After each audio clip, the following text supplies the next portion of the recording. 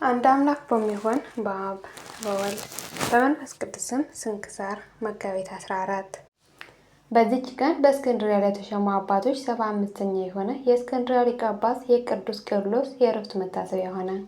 እርሱም በምግባሩ ፍጹም አዋቂ የሆነ ሀገሩ ፍዮም ይባላል። በእርሷ ቅስና ተሾሞባት ነበር። ከዚያም ለቆ ወደ አባ ፊቅጦር ገዳም ደረሰ። እርሱም ከምስር ከተማ ውጭ የኢትዮጵያ አዘቅት የአባይ ግድብ ባለበት ነው። በዚያም ታላቅ ገድልን እየተጋደለ ብዙ ዘመናት ኖረ። ብዙ መጻሕፍትን ተምሮ ትርጓሜያቸውን ምስጢራቸውን ጠንቅቆ አወቀ።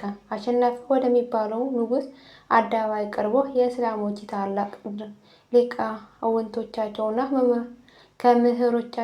ከምሁራኖቻቸው ውስጥ መምህሮቻቸውን ተከራክረው ጠቃሚ የሆነ እውቀትን የተሞላበት መልስ አገኙ። የሚጠይቁትንም ሁሉ በመልካም አመላለስ ነገሯቸው። ከዚህም በኋላ የእውቀትና የቅድስናውን ዜና በተሰማ ጊዜ ያለ ፈቃዱ ይዘው በእስክንድርያ ሊቀ ጵጵስና ሾሙት። መንጋውንም ጠበቀ። በጸሎት በቅዳሴ ያገለግሉ ዘንድ ለካህናት ሥርዓትና መመሪያ ሰራ። ይህም አባ በሊቀ ጵጵስናው 7 ዓመታት ከ9 ወር ከ10 ቀኖች ኖረ። ከቀኑም በ3 ሰዓት አረፈ። በምስክርነት አደባባይም ተቀበረ። በጸሎቱ የምትገኝ በረከቱ ከእኛ ጋር ትኖር ለዘላለሙ አሜን። ዳግመኛ በዚች ቀን ከአረጋውያን ፍጹማን መነኮሳት ውስጥ አንዱ አባ ባጥል አረፈ። ይህ ቅዱስ ሰው አባ ዮሐኔ የተባለ አበምኔት በመነኮሳት ላይ ነገር ሰሪን እንደሚቀስብል በሰማ ጊዜ በዓሉን ትቶ ወደ እስክንድርያ ወጥቶ የሴት አዳሪዎችና የአመንዝራዎች ሁሉ ስማቸውን ጻፈ። ከኪራይ ሰራተኞቹን ጋር ሲሰራ ይውላል። ደመወዙን በተቀበለ ጊዜ የሽንብራ ቂጣ ገዝቶ ይበላል። የቀረውንም ገንዘብ ይዞ ወደ አንዲቱ ሄዶ ይሰጣታል። በዚያች ቀን ከአንቺ ጋር አድራለሁና ራስሽን ለእኔ አዘጋጂ ይላታል። ከኃጢአትም ሊጠብቃት ከእርሷ ዘንድ ያድራል። ሌሊት ሁሉ ተነስቶ ሲጸልይና ሲሰግድ እግዚአብሔርን ሲለምነው ያድራል። ሲነጋም ስራውን ለማንም እንዳትገልጥ አሙሏት ወደ ተግባሯ ይሄዳል። በየዕለቱም ወደ አመንዝራዎቹ እየሄደ እንዲህ ያደርግ ነበር። አንዲት ሴትም ምስጢሩን ገለጠች። ጋኔንም ይዞ አሳበዳት። ሰዎችንም ስለዚህ ክፉ ሽማግሌ ክፉ ስራ የለበትም ብላ ዋሽታለችና እግዚአብሔር መልካም አደረገባት ተባባሉ። እርሷም እንዳናመነዝር ገንዘብ በመስጠት ከኃጢአት ይጠብቀናል እንጂ ነውር የለበትም ብላ ነበርና። የቀሩት አመንዝራዎቹ በእርሷ ላይ የሆነውን ባዩ ጊዜ ደነገጡ። እርሷንም እንዳያብዱ እውነቷን ነው ማለት ፈሩ።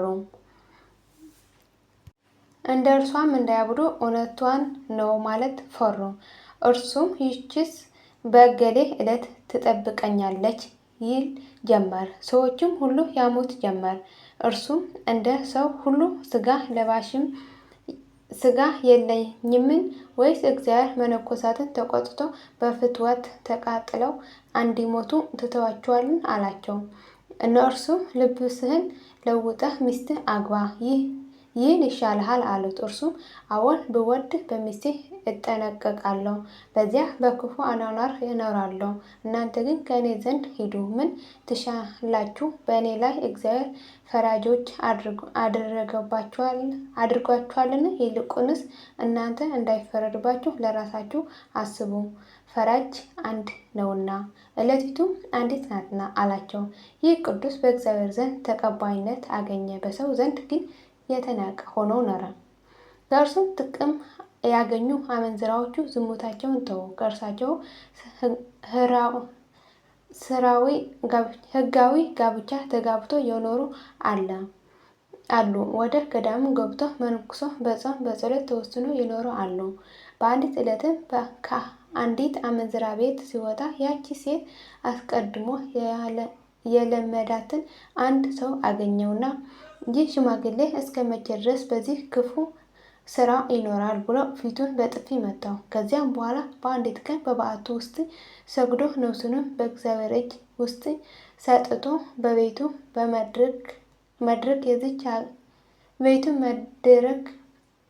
በቤት መድረክ የዚች ሀገር ሰዎች ጊዜው ሳይደርስ በማንም ላይ አትፍረዱ እንዳይፈረድባችሁ የሚል ጽሑፍ ተጽፎ አገኘ። በጸሎቱ የሚገኝ በረከቱ ከእኛ ጋር ለዘላለም ትኖር አሜን። ዳግመኛ በዚች ቀን ቅዱስ አባት አባ ሲኖዳ በሰማዕትነት አረፈ። እርሱም በግብፅ ሀገር ከብህንሳ ከተማ ነው። ወደ መክሲያኖስም ክርስቲያናዊ ሲኖዳ አማልክትን የሚያመልክ ነው ብለው ነገር ሰሩበት። እርሱም አስቀርቦ ስለ ሃይማኖት ጠየቀው። በንጉሥም ፊት በክብር ባለቤት በጌታችን በኢየሱስ ክርስቶስ ታመነ። እርሱም እውነተኛ አምላክ እንደሆነ መሰከረ።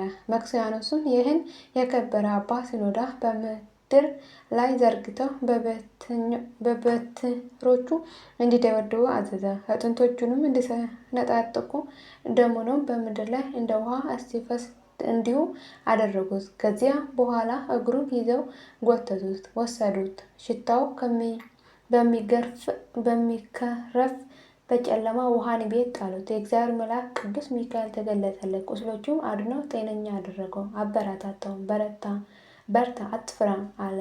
መከራ የክብር አክሊል ተዘጋጅቶላልና ደግሞ በጽኑ ስቃይ ትሰቃይ ዘንድ አለ። እግዚአብሔር እንዳዘዘኝ እኔም ከአንተ ጋር እኖራለሁ አለው።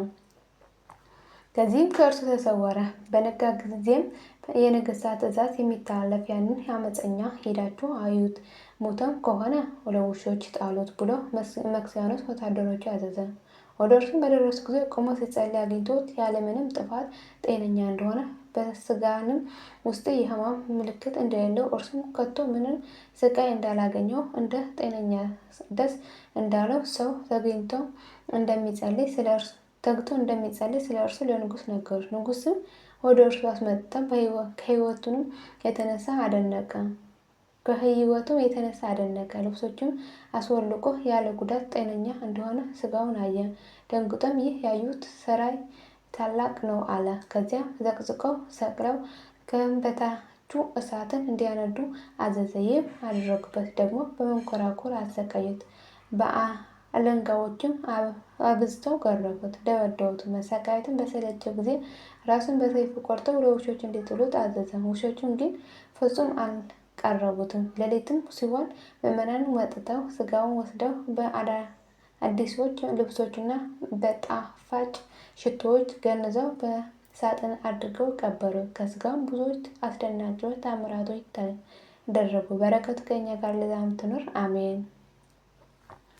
ዳግመኛ በዚች ቀን የከበሩ አጋንዮስ፣ አውንድሪዮስ እና ብንዲዮስ በሰማዕትነት አረፈ። እሊህም ቅዱሳን ከአባቶቻቸው ጀምሮ ክርስቲያኖች ናቸው። አምላካዊ ትምህርትንም ሁሉ የተማሩ ናቸው። በእግዚአብሔር ሕግ ጸንተው ሲኖሩ የኢየሩሳሌም ሊቀ ጳጳስ ቅዱስ አርሞስ መርጦ ኤጲስቆጶስን አድርጎ ሾማቸው። ግን በታወቁ ቦታዎች ላይ አይደለም፣ በብዙዎች ሀገሮች ውስጥ እንዲሰብኩ ላካቸው እንጂ። በሀገራቸው ያሉ ከሃዲያን ያዟቸው፣ ያለ ርኅራኄም አብዝተው ገረፏቸው፣ በድንጋይም ወገሯቸው። ነፍሳቸውን በጌታችን እጅ ሰጡ። በረከታቸው ከእኛ ጋር ለዘላለም ትኖር አሜን። ዳግመኛ በዚች ቀን ቅዱስ ቶማስ ሐዋርያ 7 ዓመት ያህል የጋኔንን ግንኙነት ባስቸገራት በአንዲት ሴት ላይ ተአምራትን አደረገ። ሐዋርያ ቶማስም ባየች ጊዜ የክርስቶስ ሐዋርያ ሆይ እጅግ ከሚያሰቃየኝ ጠላት አድነኝ ብላ ወደ እርሱ ጮኸች። እርሱም በምን ምክንያት አገኘሽ አላት። እርሷም ከመታጠቢያዬ ከውሽባ ቤት ስወጣ እንደ ሰው ደው እያደረገ በመታወክ መጣ። ዱዱ እያለ በመታወክ መጣ። ድምጡም ስላላና ቀጢን ነው። በሴትና ወንድ ስራ ሁሉ ላይ እርስ በርሳችን አንድ እንሆን አለኝ።